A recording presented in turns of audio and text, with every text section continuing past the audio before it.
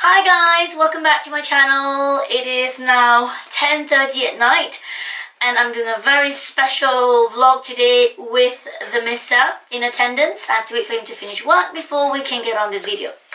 So as you know from the title, I am going to be talking about the word hygge. I see so many hashtags hygge online on Instagram, and half the time I went, no, that's not what it means. So let me explain. When I was an 18-year-old, I went to study in the Netherlands, and I first got to know of this concept, a very similar concept from the Dutch. But in the Netherlands, they call it gezellig. But it's of course not as popular as the word hygge. I guess nobody Dutch has written a book. And my husband made a joke that gezellig is harder to pronounce than hygge. So I thought I'll introduce my husband to you and sort of interview him for those of you who are really wondering what hygge really is. I guess it's because it's made famous by that book written by this Danish lady reporter. He doesn't know. I haven't seen it. I've seen the book. It's all over the net about a year ago. After another Japanese thing, and now it's back to another Japanese thing. Anyway, so I thought it's about time we make a vlog about it, and you know. So, first question to my husband. Explain what exactly is hygge to a Dane. Well, that's why you have a whole book, because there's quite a lot of different things. Okay, but when you were growing up, what was it? What is to you? Your explanation. I mean, you can sit and read a book and hygge yourself, for example. Oh, really? You can. I didn't realize that. Okay. And you can just have a hygge-ly, as in, what is that, the word? Cozily? Yeah, well, yeah, exactly. So like that kind of time.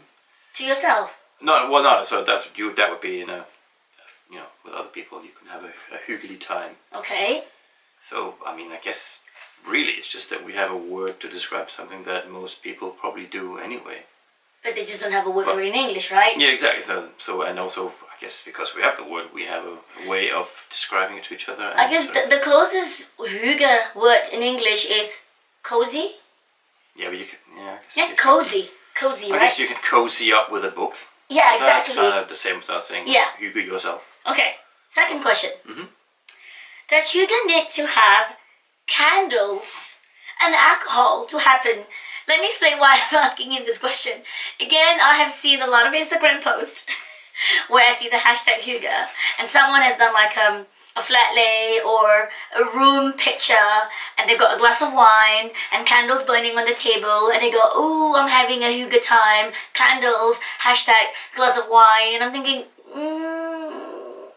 let me explain. Could be though, but okay, depends what they're doing. But so that do you need to have candles and alcohol for that to happen? Of course not. You could just meet and have coffee, and that could be hygge. So you don't need alcohol, right? It's better with them. You don't need to be drunk. Not really, but actually I think in Denmark you quite often do have that, because we don't quite drink a lot. But it's not a... It's not a prerequisite. No, it's not. No, okay. Question number 3.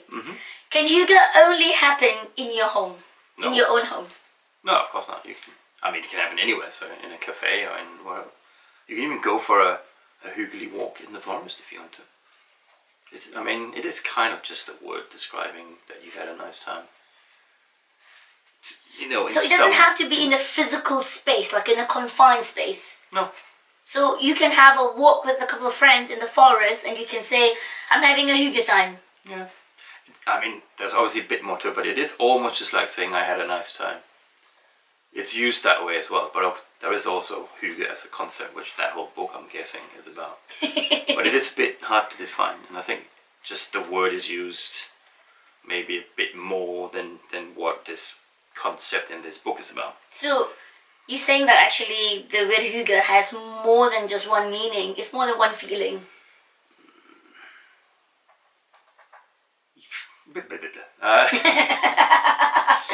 Well, I mean, again, there's a whole book about it, so it is a bit more. Yeah, but see, that's one book written by a reporter from a more, I don't know, trying kind to of catch like, in, maybe. No. Yeah, it's a technical way. I mean, you are living it. I mean, as a normal Dane, you know, you grew up with that word. When you meet your Danish friends, you know, when we go home for Christmas, it's still a hygge time. So I'm just kind of like trying to make it. I don't want it to be a technical explanation. It's just kind of like, you know, more. I mean, I was reading at one point, and someone was defining it as like you are. It's not officially like this, but you kind of agree to not have conflict. I mean, not you don't say let's not have conflict, but when you say let's hygge us, which means you know. Let's have a great time. Yeah, so it kind of it's understood that you're not going to start getting angry about what that guy did about this thing. You know, you just kind of keep it light in the conversation potentially. Last question for the husband.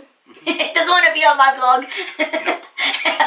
So let it be known today, he's doing it under duress. Can you see there's a pin, a nail behind his back?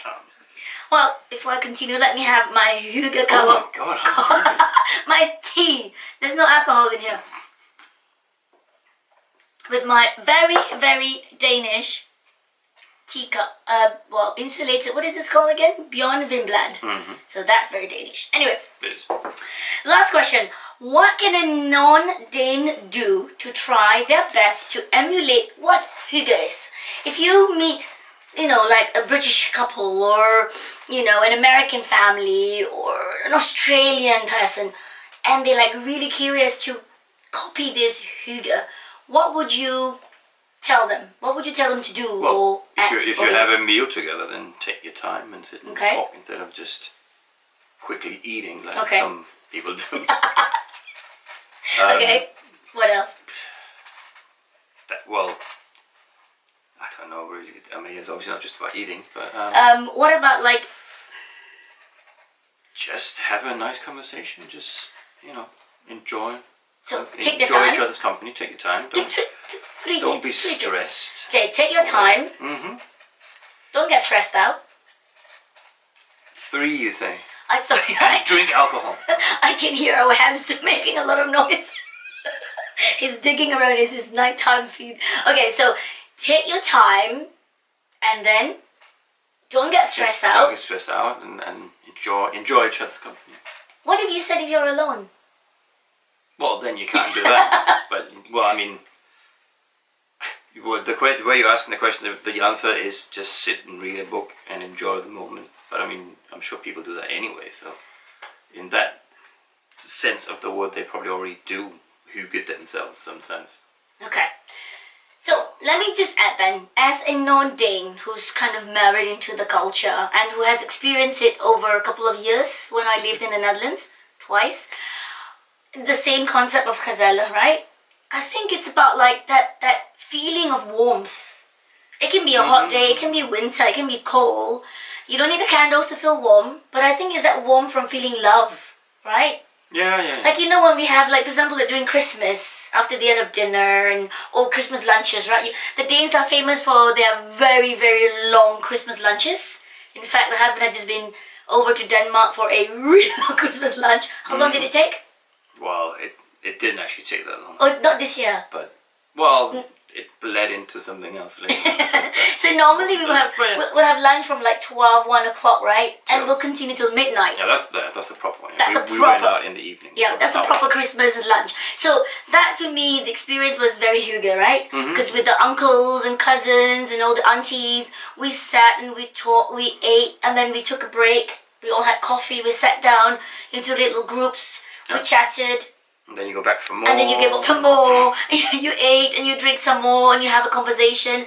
At the end of the evening, we felt like, ooh, you know, kind of like that, that, you know, I don't know what you call that feeling up your spine, that cribbles, what do you call that? The goosebumps.